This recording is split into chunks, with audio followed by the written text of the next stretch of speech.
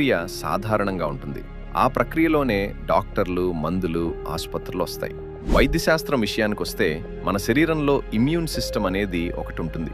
దాన్ని బట్టే డాక్టర్ మనకు మందులిస్తారు. మందులు ఆ ప్రక్రియను వేగం చేస్తాయి. ఇలా శరీరం తనను తానే క్యూర్ చేసుకుంటుంది. బైబిల్లో ఒక డాక్టర్ ఉన్నాడు. అతని పేరు లూకా. అతను ఒక వైద్యుడు.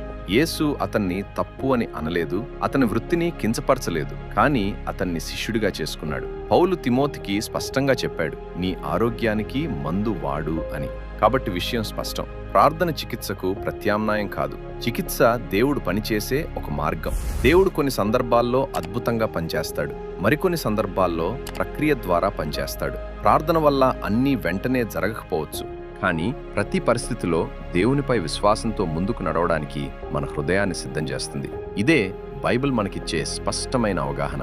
నమ్మితే ఆమేన్ అని కామెంట్ చేసి సబ్స్క్రైబ్ చేసుకోండి.